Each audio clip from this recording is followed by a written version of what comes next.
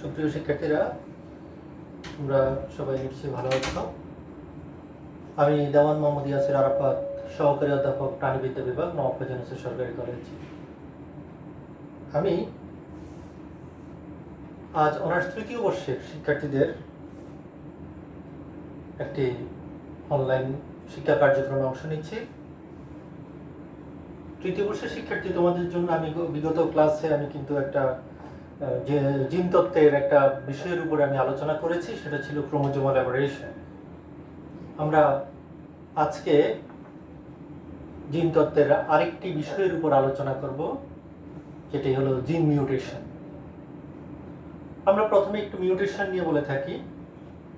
আসলে আমরা ক্রোমোজোমাল অ্যাবারেশনের যে বিষয়টি নিয়ে আলোচনা করেছি, সেটিও এক ধরনের মিউটেশন ছিল।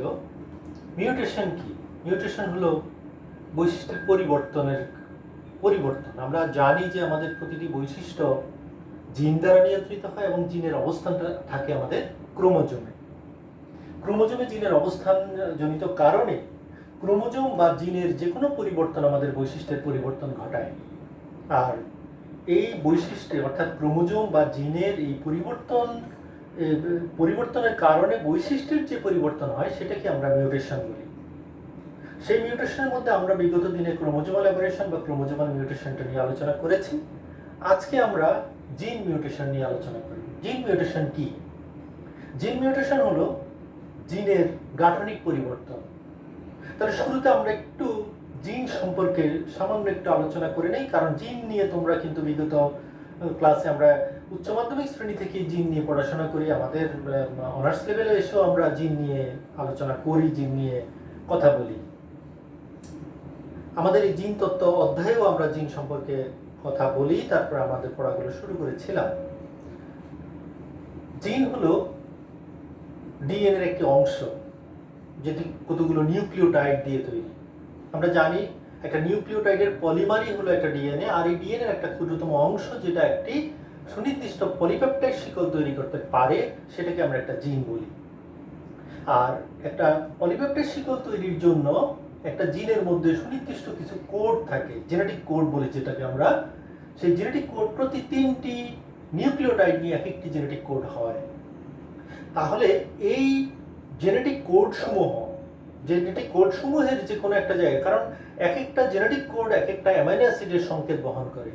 তাহলে একটা জেনেটিক কোডে যদি পরিবর্তন হয়ে যায়, তাহলে সেটা একটা অ্যামাইনো অ্যাসিডের কাঠামো বা অ্যামাইনো অ্যাসিডের যে অ্যামাইনো অ্যাসিডটাকে বোঝাতো ওই কোড দিয়ে, সেটা পরিবর্তন হয়ে গেলে সে আর ওই অ্যামাইনো অ্যাসিডের সংকেত বহন করতে পারে না, হয়তো সে ভিন্ন একটা অ্যামাইনো অ্যাসিডের সংকেত বহন করে। আর আমরা জানি এই অ্যামাইনো অ্যাসিডগুলো পর পর বসে যে একটা পলিমার তৈরি করে অ্যামাইনো অ্যাসিডের, অর্থাৎ যে দুইটা অ্যামাইনো অ্যাসিডের মধ্যে যে বন্ধন তৈরি হয় তাকে বলা হয় পেপটাইড বন্ড। আর এই পেপটাইড বন্ডের মাধ্যমে যে পলিমার তৈরি হয় সেটাকে বলা হয় পলিপেপটাইড। একটা পলিপেপটাইডই আমাদের এক একটা বৈশিষ্ট্য প্রকাশ করে। সেটা হতে পারে কখনো কখনো সেটা এনজাইম, কখনো কখনো সেটা হরমোন, কখনো কখনো সেটা আমাদের দেহে বিভিন্ন ধরনের প্রোটিন। অর্থাৎ একটা জিন সুনির্দিষ্ট একটা প্রোটিন তৈরি করে, আর প্রোটিনের সরল রূপটাই হলো পলিপেপটাইড। তাহলে আমরা দেখি যে এই কাঠামোতে, অর্থাৎ জিনের কাঠামো চেঞ্জ হয়ে গেলে সেই পলিপেপটাইড তৈরিটা বাধাগ্রস্ত হয় ওই পলিপেপটাইডটা তৈরি হবে না, অথবা ভিন্ন রকমের একটা পলিপেপটাইড তৈরি হবে, যেটা কখনো কখনো আমাদের জন্য খুব ক্ষতির কারণ হয়ে দাঁড়ায়, কখনো কখনো আমাদের জন্য এটা খুব ভালো একটা বৈশিষ্ট্য নিয়ে আসে। এই যে পরিবর্তনটা জিনের, এটাকে আমরা জিন মিউটেশন বলে থাকি। আমরা আজকে সেই জিন মিউটেশন নিয়ে কথা বলছি। আমরা প্রথমেই জিন মিউটেশন কি, আমরা সেটা মোটামুটি একটা ধারণা পেয়ে গেছি যে জিন মিউটেশনটা কি। এখন আসি আমরা একটা জিন মিউটেশনে কিভাবে, অর্থাৎ একটা মিউটেন্ট জিন কিভাবে তার বৈশিষ্ট্য প্রকাশ করে। আমরা স্বাভাবিক জিন যেভাবে তার বৈশিষ্ট্য প্রকাশ করে, একটা মিউটেন্ট জিনও সেইভাবে তার বৈশিষ্ট্য, মিউটেশনের পরও জিন সেইভাবেই বৈশিষ্ট্য প্রকাশ করবে। একটা স্বাভাবিক জিন কিভাবে বৈশিষ্ট্য প্রকাশ করে? একটা সাধারণ জিন বৈশিষ্ট্য প্রকাশ করে এইভাবে যে আমাদের যখনই কোনো একটা জিনের, আমরা জানি আমাদের দেহে সবগুলো জিনই আছে, কখনো কোনোটা অ্যাক্টিভ থাকে, কোনোটা ইনঅ্যাক্টিভ থাকে। কারণ ক্রোমোজোমের মধ্যে জিনগুলো একটা নির্দিষ্ট সারিবদ্ধ, একটা নির্দিষ্ট রৈখিক বিন্যাসে বিন্যস্ত থাকে। এখন যখন আমাদের কোনো বৈশিষ্ট্য প্রকাশ করার প্রয়োজন হয় তখন আমাদের দেহে সুনির্দিষ্ট উদ্দীপক জিনগুলো আছে, আমাদের নিয়ন্ত্রক জিনগুলো আছে, আমাদের চলক জিনগুলো আছে। সেগুলো যখন কোনো একটা জিনকে বৈশিষ্ট্য করার জন্য সংকেত প্রদান করে, কোনো একটা বৈশিষ্ট্য জিনকে বৈশিষ্ট্য প্রকাশের জন্য উদ্দীপ্ত করে, তখন সেই জিনটা সর্বপ্রথম যে কাজ করবে সেটা হলো ট্রান্সক্রিপশন প্রক্রিয়ায় এমআরএনএ তৈরি করবে। এমআরএনএ হলো জিএনএ থেকে যে মেসেজ বহন করে নিয়ে যাবে যে আরএনএ, সেটাকে আমরা এমআরএনএ বা মেসেঞ্জার আরএনএ বলি। ট্রান্সক্রিপশন প্রক্রিয়া একটা জিন প্রথমে একটা এমআরএনএ তৈরি করবে, সেই এমআরএনএটা চলে যাবে কোথায়? আমাদের কোষের সাইটোপ্লাজমে গিয়ে সে রাইবোজোমের সাথে যুক্ত হবে, এবং রাইবোজোম তখন টিআরএনএ এর সহযোগিতায় ওই এমআরএনএ এর মধ্যে যে জেনেটিক কোডগুলো থাকবে তার ভিত্তিতে ওই জিনের টোটাল ফর্মুলা, কারণ এমআরএনএটা হলো জিনের যেই জিনের মধ্যে যে নিউক্লিওটাইডের বিন্যাস আছে সেটার একটা প্রতিচ্ছবি হলো ওই এমআরএনএ, এবং ওই এমআরএনএ থেকে সেই জেনেটিক কোডগুলোকে নিয়ে টিআরএনএ এর মাধ্যমে অ্যামাইনো অ্যাসিডগুলোকে এনে একটার পর একটা পেপটাইড বন্ডের মাধ্যমে যুক্ত করে যে পলিপেপটাইড তৈরি করবে সেটাই আমাদের বৈশিষ্ট্য আকারে প্রকাশ করবে।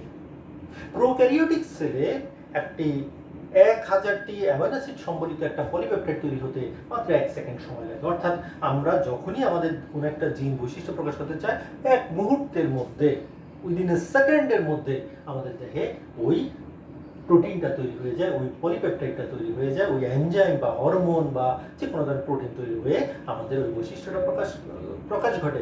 ঠিক একই ওয়েতে যখনই আমাদের দেহে কোনো মিউটেন্ট জিনের আবির্ভাব ঘটে তখন সে তার বৈশিষ্ট্য প্রকাশ করবে। এখন প্রশ্ন হলো, জিনের এই পরিবর্তন কি সর্বদা হবে? সব সময় কি হবে? হ্যাঁ, জিনের পরিবর্তন হবে, তবে জিনের পরিবর্তন যদি সবসময় প্রতিনিয়তই ঘটতে থাকতো তাহলে জীবজগতে ব্যাপক বৈচিত্র্য দেখা যেত, ব্যাপক পরিবর্তন দেখা দিত, স্থিতিশীলতা বলতে কিছুই থাকতো না। অর্থাৎ প্রতিটা জীব প্রতিনিয়ত পরিবর্তন হতো। মানুষ হয়তো দেখা গেছে কয়েক বছরের মধ্যে মানুষের মধ্যে এত পরিবর্তন হয়ে যেত যে আমরা হয়তো আলাদা আলাদা প্রজাতি বলতে বাধ্য হয়ে যেতাম। তারপরেও জিন মিউটেশন ঘটে, কিন্তু সব জিন মিউটেশন কিন্তু আমাদের সমভাবে প্রকাশ পায় না। একটা আমরা যদি দেখি জীবে মিউটেশনটা দুইভাবেই ঘটতে পারে, স্বতঃস্ফূর্তভাবেও ঘটতে পারে, আবার দেখা যায় কখনো কখনো জিন মিউটেশন সাধারণত কোনো কার্সিনোজেনিক পদার্থ, অর্থাৎ বাইরের কোনো ক্ষতিকর পদার্থের প্রভাবে জিন মিউটেশন হয়। আমরা বর্তমানে দেখি এরকম কিছু কার্সিনোজেনিক পদার্থের মধ্যে, যেমন আমাদের ফরমালিন আছে, ইথিলিন ব্রোমাইড আছে, আমাদের ক্যালসিয়াম কার্বাইড আছে, যেগুলো আমরা আমাদের খাদ্যের সাথে এখন প্রচুর পরিমাণে ব্যবহৃত হচ্ছে। এগুলো কিন্তু জিন মিউটেশনের জন্য একটা গুরুত্বপূর্ণ ভূমিকা রাখে, এগুলো যেটা আমাদের জন্য ক্ষতিকর প্রভাব ফেলে আমাদের পরিবেশে, আমাদের দেহে, আমাদের স্বাস্থ্যে, আমাদের জীব জগতে, জীবের জীবনযাত্রায় ক্ষতিকর প্রভাব ফেলে। একইভাবে আল্ট্রাভায়োলেট রে থেকে শুরু করে যেই রেডিয়েশনগুলো আছে সেগুলো সেম কাজটি করে থাকে। তারপরেও এগুলো হলো বলছি বাহ্যিক সব বিভিন্ন প্রভাব, তারপরেও দেখা গেছে কিছু কিছু ক্ষেত্রে অন্য কোনো কিছু প্রয়োজন হয় না, স্বতঃস্ফূর্তভাবেই জিনের মধ্যে এই ধরনের ইয়ে হয়। আর আরেকটা জিনিস জানি আমরা, সেল ডিভিশন যখন ঘটে তখন, যখন সেল ডিভিশনের সময় যখন নিউক্লিয়াসের বিভাজন ঘটে, যখন ক্রোমোজোমের বিভাজন ঘটে, যখন ডিএনএ রিপ্লিকেশন হয়, সেই সময়টাতেও দেখা যায় যে ডিএনএ রিপ্লিকেশনের সময় অনেক সময় এই একটা ডিএনএ থেকে দুইটা ডিএনএ তৈরির সময়ও কিছুটা ভুল হয়ে যায়। এটাকে মিসম্যাচ বলা হয়। এই মিসম্যাচটা আবার আমরা জানি পরের স্টেপে গিয়ে আবার এটা সংশোধন হয়ে যেতে পারে। কখনো কখনো এরকম আমাদের ডিএনএ রিপ্লিকেশনের সময় এই ভুলবশত এই পরিবর্তন হয়, এই মিউটেশন হয়, আবার পরবর্তীতে এটা পরিবর্তন হয়ে যেতে পারে। জীব প্রতি মিউটেশনের হার হলো 10⁻7 থেকে 10⁻12। এটা হলো আমরা স্বাভাবিকভাবে হার, এবং এর মধ্যে দেখা যায় কিছু আছে লিথাল, যেটা আমরা হিসাবেই আনতে পারি না। লিথাল মিউটেশন কখন আমরা হিসাব করতে পারি না। লিথাল মিউটেশন মিনস হলো যে মিউটেশনের ফলে জীবের মৃত্যু ঘটে। তাহলে যেই জীবটা মৃত্যু ঘটে সেখানে তো আমরা মিউটেশন হলো কি হলো না, কারণ প্রকৃতিতে বৈশিষ্ট্যটা সার্ভাইভ করতে পারলে, প্রকৃতির বৈশিষ্ট্যটা যদি টিকে থাকে তাহলে আমরা বলতে পারবো যে হ্যাঁ এটা, বা মিউটেশনটা আমরা হিসাবে আনতে পারবো। যেখানে মৃত্যু হয়ে যায়, যেখানে জীব মারা যায়, সেখানে তো আমরা এটা, যেহেতু জীব জগতে টিকেই থাকে না, সেখানে আমরা এটা হিসাব আনতে পারি না। তাহলে অনেক সময় লিথাল মিউটেশনও ঘটে। মারণ মিউটেশন, যেটার ফলে জীবের মৃত্যু ঘটে। আবার দেখা গেছে এমন মিউটেশন ঘটে যেটা আমরা একদম আমাদের মানে এতটা অল্প পরিমাণে পরিবর্তন বা এই মিউটেশনে বাহ্যিক কিছু জেনেটিক মিউটেশন মানে জিনের মধ্যে মিউটেশন ঘটে যেটা ফিনোটাইপে এটার এমন খুব একটা প্রভাব থাকে না, যার ফলে দেখা গেছে যে সেখানে আমরা ওই জীবের মিউটেশন হলো কি হলো না সেটাই আমরা হিসাবে আনতে বা ধর্তব্যের মধ্যে আনতে পারি না।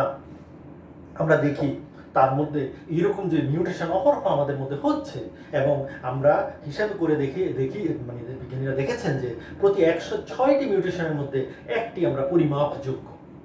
তার মানে বুঝেই যায় খুব রেয়ার। আমরা একটা ইন অ্যান অ্যাভারেজ হিসাবে বলে থাকি যে 1 লক্ষ বার যদি একটা সেল ডিভিশন হয় তাহলে একবার মিউটেশন ঘটতেও পারে।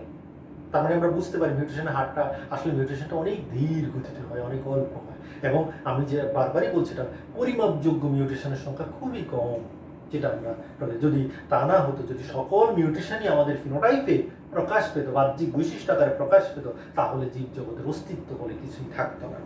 যাই হোক, আমরা তারপরে আরেকটা জিনিস আমি এখানে উল্লেখ করার মতো, সেটা হলো একটা জিনের বা একটা নিউক্লিওটাইডের জিনের কথাই বলবো। একটা জিন, তো জিন মানে হলো আমরা যদি এইখানে দেখি যে একটা জিনের মধ্যে আমরা তো এরকম ডিএনএর একটা খণ্ড জিন, তাহলে এখানে অসংখ্য নিউক্লিওটাইড পেয়ার থাকবে, বেস পেয়ার থাকবে। বেস পেয়ারগুলো এরকম থাকবে, যেমন এ টি সি জি সি জি জি সি টি এ টি, এইভাবে তোমার একটা জিনের মধ্যে, একটা ক্রোমোজোমের মধ্যে আমরা যদি এতটুকু জিন ধরি তাহলে অসংখ্য নিউক্লিওটাইড থাকে এরকম। তবে দেখা যায় যে কখনো কখনো আমরা এরকম দেখি যে একটা জিনের সুনির্দিষ্ট একটা জায়গায়, একটা অঞ্চল দেখা যাবে যে এটা একটা পুরোটা একটা জিন, কিন্তু দেখা গেছে এই অঞ্চলটার মধ্যে বা আমরা যদি বলি এতটুকু অঞ্চলের মধ্যে যে নিউক্লিওটাইডগুলো আছে, এগুলোতে যে নিউক্লিওটাইডগুলো আছে এইখানটাই মিউটেশনটা বেশি হয়। ওইটাকে আমরা বলবো জিনের হটস্পট। কারণ হটস্পট এই জন্য বলি, ওই জায়গাতে আমরা দেখবো মিউটেশনের হারটা অনেক বেশি। এরকম আমরা বিভিন্ন জিনে কিছু কিছু হটস্পট থাকে যে জায়গাতে মিউটেশনের হারটা বেশি হয়। আবার কিছু কিছু জিন আছে যে জায়গাগুলোতে, যে জিনগুলোতে মিউটেশনটা খুব দ্রুত হয়। কিছু কিছু জিন আছে অনেক স্ট্যাবল, যেখানে সাধারণত মিউটেশনটা হয় না বা খুব ধীর বা খুব রেয়ার প্রকৃতির মিউটেশন হয়। তাহলে আমরা মোটামুটি মিউটেশন কি, কোথায় হয়, কেন হয়, কিভাবে হয়, আমরা মোটামুটি একটু ধারণা পেলাম।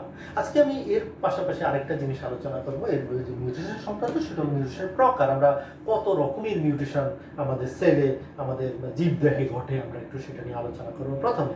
তারপরে পরবর্তী কোনো এক ক্লাসে আমি আবার আলোচনা করব জিন মিউটেশনের আণবিক ভিত্তিটা আমরা আলোচনা করব। আজকে আমি জিন মিউটেশনের প্রকারভেদটা নিয়ে একটু কথা বলবো। জিন মিউটেশন কত ধরনের হতে পারে। আমরা জিন মিউটেশনকে বিভিন্নভাবে এটাকে প্রকারভেদটা আমরা বিভিন্ন রকমের, বিভিন্ন উপায়ে আমরা দেখবো যে জিন মিউটেশনটা ঘটে, বিভিন্ন রকমের জিন মিউটেশন ঘটে। আমরা যদি প্রথমে আসি যে মিউটেশন ফিনোটাইপে আমাদের বাহ্যিক বৈশিষ্ট্যে কী রকমের প্রভাব ফেলে, সেটার উপর ভিত্তি করে মিউটেশনকে আমরা 3 ভাগে ভাগ করি। বাহ্যিক বৈশিষ্ট্যে কি প্রভাব ফেলে সেটার উপর ভিত্তি করে আমরা মিউটেশনকে 3 ভাগে ভাগ করি। একটাকে বলবো আমরা লিথাল মিউটেশন। 1 নাম্বার, এটা হলো আমি বলছি আবারও ফিনোটাইপ বা বাহ্যিক বৈশিষ্ট্যে কেমন প্রভাব ফেলে তার উপর ভিত্তি করে 1 নম্বরে বলবো আমরা lethal, LETHAL, lethal mutation. Lethal mutation হলো যেই মিউটেশনের ফলে জীবের মৃত্যু ঘটে। আমি একটু আগে বলেছিলাম যেই মিউটেশনের ফলে জীবের মৃত্যু ঘটে সেটাকে আমরা লিথাল মিউটেশন বলি। অর্থাৎ এই ধরনের মিউটেশন হলে এমন একটা জিনে এমন একটা পরিবর্তন ঘটে যেই পরিবর্তনের ফলে ওই জিন যে প্রোটিনটা তৈরি করবে সেই প্রোটিনের প্রভাবে জীবের মৃত্যু ঘটবে। আমরা জানি আমাদের লিথাল জিন নিয়ে কিন্তু আমরা একাদশ দ্বাদশ শ্রেণীতে পড়েছি। আর আমার বিগত যে উচ্চ মাধ্যমিকের জিন তত্ত্ব অধ্যায়ে যখন আমি লিথাল জিন নিয়ে আলোচনা করেছি, তোমরা সেই ভিডিওগুলো দেখতে পারো। দেখলে সেখানে লিথাল জিন সম্পর্কে কিছুটা, লিথাল জিনের বংশানুক্রম নিয়ে তোমরা একটু ধারণা পেয়ে যাবে। আমাদের দেহেও কিন্তু সেমিলিথাল জিন আছে। আমরা যেমন হিমোফিলিয়া রোগের জিনটাকে আমরা সেমিলিথাল জিন বলি। এখন আসো এই রকমের লিথাল জিন। 2 নম্বর আসো আমরা বলি সাব ভাইটাল জিন, সাব ভাইটাল মিউটেশন।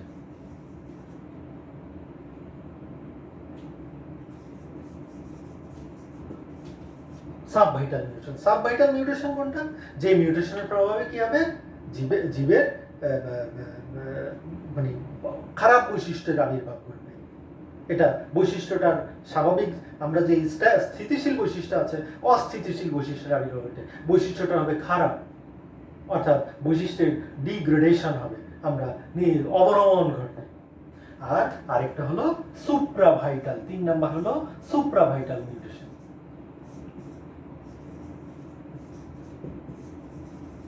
সুপ্রাভাইটাল মিউটেশন, সুপ্রাভাইটাল মিউটেশনের ফলে যেটা ঘটবে সেটা হলো আমাদের বৈশিষ্ট্যের উন্নয়ন ঘটবে, অর্থাৎ যেমন ছিল তার চেয়ে আরো ভালো বৈশিষ্ট্যের আবির্ভাব ঘটবে। তাহলে আমরা মিউটেশনকে 3 ভাগে, আমরা কিসের ফিনোটাইপ, বাহ্যিক রূপের উপর ভিত্তি করে, বাহ্যিক বৈশিষ্ট্যের উপর ভিত্তি করে মিউটেশনকে আমরা 3 ভাগে ভাগ করেছি।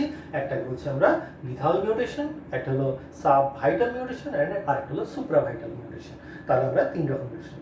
এখন আসি আমরা প্রথমে বলছি মিউটেশন মানে হলো নাইট্রোজেন বেস বা নিউক্লিওটাইড যেগুলো আছে সেগুলোর পরিবর্তনটাকে আমরা নাইট্রোজেন বেসের পরিবর্তনকে আমরা মিউটেশন বলছি। পরিবর্তন হলে আমাদের জিনের পরিবর্তন হয়ে যায়। তাহলে সেই নাইট্রোজেন বেসের প্রকৃতি এবং সংখ্যাগত যে পরিবর্তন তার উপর ভিত্তি করে আমরা মিউটেশনকে 2 ভাগে ভাগ করি। একটাই বলছি আমরা এই পরিবর্তন, একটাই বলছি আমরা এবং 2 উপায়, এটাকে আমরা 2 ভাগে ভাগ করি, মানে এই নিউক্লিওটাইড বা বেস, যে নাইট্রোজেন বেসগুলো আছে একটা জিনের, সেইগুলোর পরিবর্তনটাকে আমরা 2 ভাগে ভাগ করি। একটাকে বলছি, 1 নাম্বারকে বলছি আমরা বেস যুগলের প্রতিস্থাপন। একটা হলো বেস যুগল প্রতিস্থাপন, আরেকটা হলো কাঠামোগত পরিবর্তন। আমি প্রথমে একটা হলো বেস যুগলের প্রতিস্থাপন, আর একটা হলো কাঠামোগত পরিবর্তন, অর্থাৎ জিনের কাঠামোর পরিবর্তন। প্রথমে আসি আমরা বেস যুগলের পরিবর্তনে কিভাবে হয়। এখন আসি বেস যুগলের পরিবর্তন মানে কি।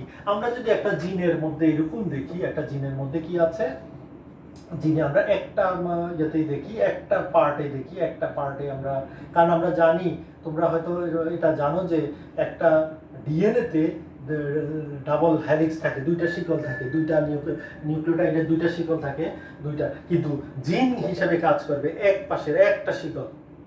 আমরা জানি একটা সেন্স শিকল, একটা হলো অ্যান্টিসেন্স শিকল।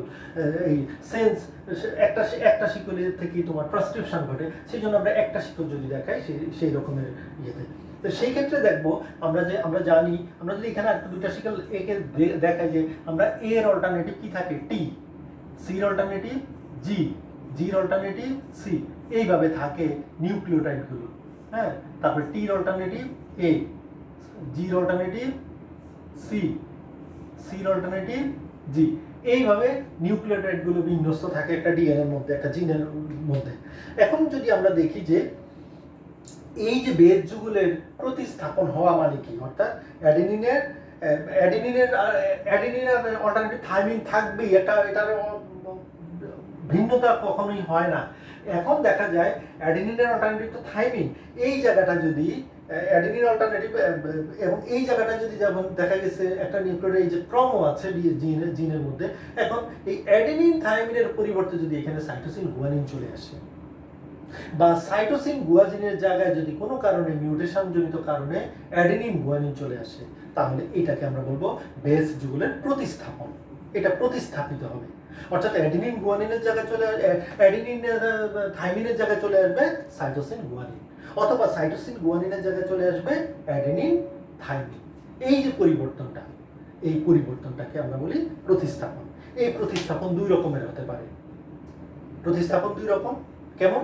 একটাই বলি আমরা ট্রানজিশন, একটা এটা 2 উপায় হয়। ওয়ান হলো ট্রানজিশন,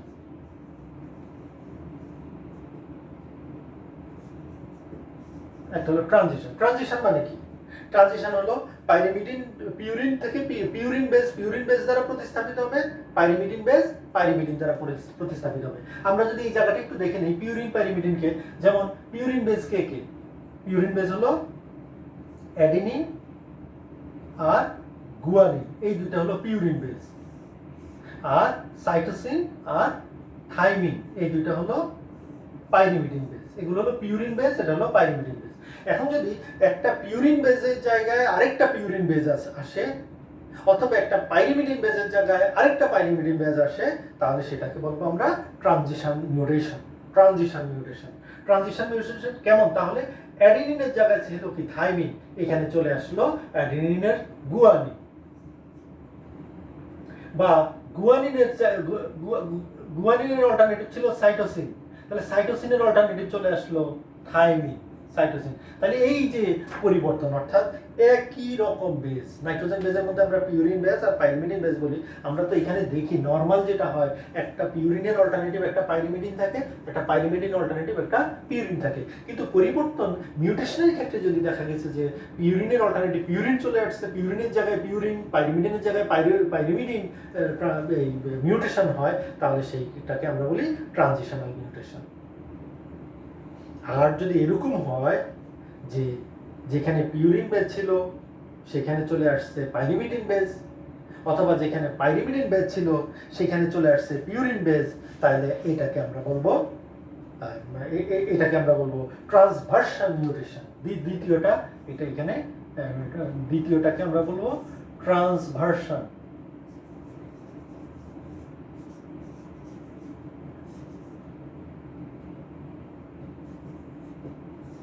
ট্রান্সভার্সাল মিউটেশন। তাহলে দুইটা মিউটেশন দেখলাম। আমি আবার ওই জায়গাটা বলছি, ট্রানজিশন মিউটেশন অর্থাৎ পিউরিনের জায়গায় পিউরিন, পাইরিমিডিনের জায়গায় পাইরিমিডিন পরিবর্তন হয়, পরিবর্তনটা অর্থাৎ মিউটেশনটা এরকম হয়। আর ট্রানজিশনাল মিউটেশন, ট্রান্সভার্সাল মিউটেশন, সেটা হলো একটা পিউরিনের স্থলে একটা পাইরিমিডিন বেস বা পাইরিমিডিন বেসের স্থলে পিউরিন বেস চলে আসে। এখানে একটু বলে রাখা ভালো, সেটা হলো ট্রানজিশনাল যে মিউটেশন বা ট্রানজিশন মিউটেশন যেটা, সেটা সাধারণত প্রকৃতিতে আমরা একটু বেশি ঘটে, এবং এইটা সাধারণ একটা ঘটনা, এটা ঘটে এবং এটা পরবর্তীতে আবার সংশোধন হয়, এবং এই মিউটেশনটা সাধারণত প্রভাবটা খুব কম, সুদূর প্রসারী প্রভাব ফেলে না। কিন্তু ট্রান্সভার্সাল মিউটেশন যেটা, অর্থাৎ পিউরিনের জায়গায় পাইরিমিডিন, পাইরিমিডিনের জায়গায় পিউরিন চলে আসছে, এইটা কিন্তু প্রকৃতিতে এটার প্রভাব সুদূর প্রসারী এবং এটা কিন্তু ব্যাপক বৈচিত্র্য নিয়ে আসে। গেল আমাদের আমরা বেস যুগলের প্রতিস্থাপন সংক্রান্ত আলোচনা করলাম। এবার আসি আমরা কাঠামোগত পরিবর্তন, 2 নম্বরে আমরা বলবো। এটা 2 নম্বরে যদি আসি আমরা, 2 নম্বর মিউটেশনের এটা হলো কাঠামোগত পরিবর্তন। 2 নম্বর কাঠামোগত, অর্থাৎ জিনের কাঠামো চেঞ্জ হয়ে যাবে। এখানে জিনের কাঠামোটা যদি চেঞ্জ হয়ে যায় তাহলে এটাকে আমরা কাঠামোগত পরিবর্তন বলি। কাঠামো চেঞ্জ হয়ে গেলে এটাকে আমরা কাঠামো, অর্থাৎ একটা জিনিস কাঠামোটা কিভাবে হবে, কাঠামোটা পরিবর্তন হয়ে যাবে সংযোজন বা বিয়োজন। আমরা কাঠামো পরিবর্তনের ক্ষেত্রে বলবো যে, আমরা যদি ওই যে বললাম যে জিন তো একটা শিকল দিয়ে তৈরি হয়, আমরা ওইখানে ওইটা সুবিধার্থে আমরা ওটা দেখিয়েছি একটা দিয়ে। আমি এখানে আর একটু করি, ক্লিয়ার করি। আমরা একটু আগে যখন আলোচনা শুরু করি তখন আমরা বলেছিলাম যে একটা জিনের মধ্যে নিউক্লিওটাইডগুলো তোমার এক একটা জেনেটিক কোড আকারে অবস্থান করে, অর্থাৎ প্রতি 3টা নিউক্লিওটাইডকে একটা কোড বোঝানো হয়। তাহলে আমরা যদি সেইভাবে দেখি, যেমন এখানে অ্যাডেনিন, গুয়ানিন, থাইমিন, 3টা পরপরই আছে, আমরা একটু সুবিধার্থে আমরা একটু ফাঁক ফাঁক করে লিখি, cytosine, guanine, adenine, cytosine, thymine, guanine, cytosine, adenine, thymine, cytosine, guanine, এইভাবে আমরা এই যে 3টা এগুলো বলছি। এখন খেয়াল করি, প্রতি 3টা দিয়ে তো এক একটা অ্যামাইনো অ্যাসিডের নাম বোঝাচ্ছে। এখন যদি আমরা দেখি যে কোনো একটা জিনের আমরা কাঠামোগত পরিবর্তনে দেখি যে একটা বা 2টা বা 3টা নিউক্লিওটাইড চেঞ্জ হয়ে গেছে, আমি যদি দেখি প্রতি 3টা যেহেতু একটা করে জেনেটিক কোড বোঝাচ্ছে, এটা দিয়ে একটা অ্যামিনো অ্যাসিডের নাম, এটা একটা অ্যামিনো অ্যাসিডের নাম, একটা অ্যামিনো অ্যাসিডের নাম এভাবে বোঝাচ্ছে, এগুলো সন্নিবেশ হয়ে তো বৈশিষ্ট্যটা প্রকাশ ঘটবে। এখন কোনো কারণে যদি এখানে যেমন সি ডিলিট হয়ে গেল, সিটা বাদ হয়ে গেল, আমরা এখানে সি মাইনাস দিয়ে ফেললাম, তাহলে এটা মুছে যাবে। তখন কি হবে, তখন যেখানে এই 3টা দিয়ে কোড বোঝাতে, এখন এই 3টা দিয়ে একটা নাম বোঝাবে, এই 3টা একটা নাম, এইটা, অর্থাৎ পরে সবগুলো চেঞ্জ হয়ে যাবে। অর্থাৎ আমরা 3টা নিয়ে গ্রুপ ছিল তো, এখন যদি মাঝখান থেকে একটা বাদ হয়ে যায়, এটাকে আমরা ডিলিশন বলি, এটাকে আমরা ডিলিশন বা যেটাকে ঘাটতি বলি। অর্থাৎ এই এক কাঠামোগত পরিবর্তনে আমরা দেখব যে একটা 2টা এইভাবে যখন পরিবর্তন হয়ে যায়, তখন দেখা গেছে যে এইটা জিনের মধ্যে ঘাটতি, অর্থাৎ একটা ঘাটতিজনিত কারণে, ডিলেশনের কারণে পরে সবগুলোর জেনেটিক কাঠামো চেঞ্জ হয়ে যাবে, এবং এই চেঞ্জটা হবে খুব ব্যাপক। একটা যদি এরকম কমে যায় তাহলে এই চেঞ্জটা হবে ব্যাপক, কারণ এরপরের কোনো নাম আর ঠিক থাকবে না, এরপরের কোনো অ্যামিনো অ্যাসিডের জেনেটিক কোড ঠিক থাকবে না। তখন এই পরিবর্তনটা ব্যাপক পরিবর্তন নিয়ে আসবে। কিন্তু মজার ব্যাপার হলো আমি বলছি একটা ডিলিশনে ব্যাপক পরিবর্তন, কিন্তু যদি 3টা ডিলিশন হতো, খেয়াল করে দেখো, শুধু একটা জেনেটিক কোড বা একটা অ্যামাইনো অ্যাসিডের নাম বাদ হয়ে যেত, কিন্তু বাকি সবগুলো আবার ওই তিনটা করে ঠিক থাকতো। তাহলে 3টার পরিবর্তন অপেক্ষিত কম পরিবর্তন ডেকে আনে, কিন্তু একটার পরিবর্তন ব্যাপক পরিবর্তন নিয়ে আসে। এবং একটার পরিবর্তনের কারণে অনেক সময় দেখা গেছে যে এটা যে মিউটেশনটা হয় সেটার অনেক সময় তেমন কোনো প্রভাব ফেলে না। কারণ এই জিনটা যদি প্রাথমিক 5 ডট, আমরা জানি জিন মিউটেশন জিনের বৈশিষ্ট্যের প্রকাশ ঘটে 5 ডট থেকে 3 ডট অভিমুখী। তা এবং যদি এটা এমন হয় যে একেবারে 5 ডট প্রান্তে অথবা একেবারে 3 ডট প্রান্তে, যে কোনো একটা প্রান্তীয় ভাগে যখন এই মিউটেশনটা ঘটে, তখন হয়তো এটার যদি তিনটার কথাই বলতেছি, এটার প্রভাবটা অতটাই হবে না। আর যদি একটাও ডিলিশন হয়, সেটা যদি একেবারে 3 ডট প্রান্তে হয়, তাহলে এটার খুব একটা প্রভাব পড়বে না। কিন্তু 5 ডট প্রান্তে যদি হয়, তাহলে পরের সবগুলো পরিবর্তন হবে এবং এটা ব্যাপক পরিবর্তন হবে। তাহলে এই ধরনের একটা দেখি। ঠিক সেম ওয়েতে যদি আমরা এখানে সি ছিল, আমরা এটা আবার লিখে ফেললাম, সেম ওয়েতে যদি এখানে এমন দেখি যে এই জায়গাটাতে একটা যোগ হয়ে গেছে, একটা যোগ হলো কি, একটা অ্যাডিনিন যোগ হয়ে গেছে, তাহলে এখানে একটা অ্যাডিনিন, আমি এই যোগগুলো মুছে ফেলি, তাহলে এটা হলো, এটাকে আমরা বলবো এডিশন বা ইনজারশন, এডিশন আর সংযোজন বা সন্নিবেশ বলবো এটাকে। এটাতে কি হলো, একটা অ্যাডিনিন এখানে চলে আসলো। তার ফলে এখানে দেখো, খেয়াল করো, এই 3 আগে ছিল এই 3, এখন হয়ে যাবে এই 3, এইটা 3 আগে ছিল এই 3টা নিয়ে, এখন এই 3টা। এইখানে তো সেম ঘটনা ঘটবে, অর্থাৎ ঘাটতিতে যেমন ঘটে সেম ভাবে এই সন্নিবেশও তাই মিউটেশন ঘটবে, চেঞ্জ হয়ে যাবে। এখন মজার আরেকটা ব্যাপার আমরা একটু খেয়াল করি, সেটা হলো অনেক সময় মিউটেশনের ক্ষেত্রে দেখা যায় একাধারে ঘাটতিও ঘটে, সন্নিবেশও ঘটে। কেমন করে? যদি আমরা এখানে দেখলাম যে এখানে সিটা ঘাটতি হয়ে গেল, এখানে সি নাই, তার ফলে একরকম হলো।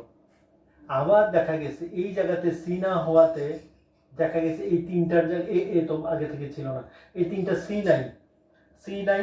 আবার এই জায়গাতে এসে মনে দেখলাম আমরা কি হলো, যেমন এখানে সি চলে গেল, যাওয়াতে এই 3টা তো চলে আসছে, এই 3টা এমন ভাবে চলে আসছে। হ্যাঁ, এখন যদি আমরা দেখি এই 3টা আসছে, এখন যদি দেখি যে আমরা এই জায়গাতে এখান থেকে সি গিয়ে এই জায়গায় একটা সি চলে আসছে, যেমন এখান থেকে মাইনাস হলো সি, এখানে হলো প্লাস সি, তার ফলে দেখা গেল যে এই কি হলো, এখানে যাওয়ার ফলে এই 3টা আসছে, আবার আমরা দেখব যে এই 3টা তো আগে থেকেই ছিল, এই 3টা আগে থেকে ছিল, এই 3টা আগে থেকে, এখান থেকে আবার আগের মতো হয়ে গেছে, এখান থেকে একটা সি ডিলিট হয়ে গেছে, আবার এখান থেকে একটা সি এডিশন হয়ে গেছে, যার ফলে দেখা গেছে পরিবর্তনটা শুধু এই অঞ্চলটুকুতে হলো, কিন্তু এই জায়গাতে আবার পরের নিউক্লিওটাইড গুলো সেম হয়ে গেল। তো এই একাধারে ডিলিশন অ্যান্ড এডিশন বা ইনসার্ট একসাথে হয়ে যাওয়ার ফলে এই ধরনের আমরা মিউটেশনটা এখানেও দেখি। পরের আমরা আরেকটা ওয়েতে আমরা দেখি মিউটেশনের আরেক প্রকার বর্ণনা করবো, সেটা হলো যে পলিপেপটাইড শিকলের যে ধরন অনুসারে পরিবর্তনটা কেমন হচ্ছে। আমরা জিনের ব্যাপার না, আমরা দেখবো যার বৈশিষ্ট্য প্রকাশের ক্ষেত্রে পলিপেপটাইড শিকলের কেমন পরিবর্তন হয়। আমরা জানি যে একটা জিনের কাঠামো একরকম, কিন্তু জিন যখন বৈশিষ্ট্য প্রকাশ করে অবশ্যই পলিপেপটাইড শিকলের মাধ্যমে করে। এখন এই পলিপেপটাইড শিকলের মধ্যে কেমন পরিবর্তন ঘটছে সেটার মাধ্যমে হয়, আমরা দেখি একরকমের। একটা হলো যে পলিপেপটাইড শিকলে যদি একটা অ্যামাইনো অ্যাসিডের সংযোজন বিয়োজনের জন্য অবশ্যই 3টা পরিবর্তন হতে হবে, এই 3টা দিয়ে একটা অ্যামাইনো অ্যাসিডের নাম বোঝাচ্ছে।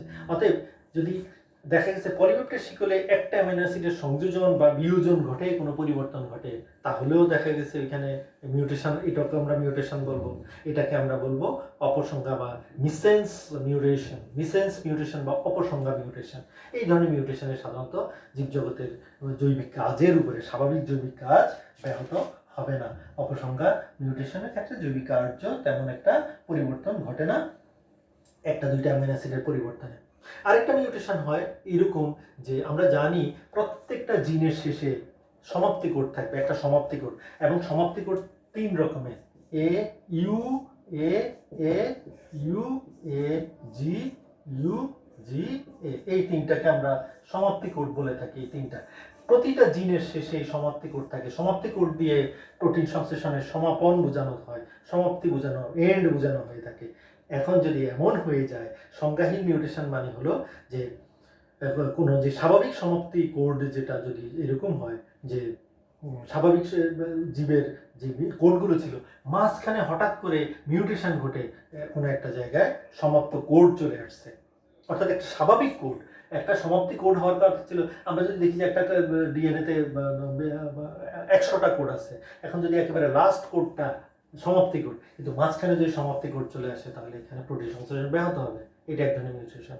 আবার যদি এরকম হয় যে শেষ যে সমাপ্তি কোড সেটাতে মিউটেশন ঘটে ওটাকে স্বাভাবিক কোডে পরিণত করে ফেলছে, তাহলেও দেখা গেছে প্রোটিন সংশ্লেষণ ব্যাহত হবে, কারণ ওইখানে গিয়ে স্টপ হবে না।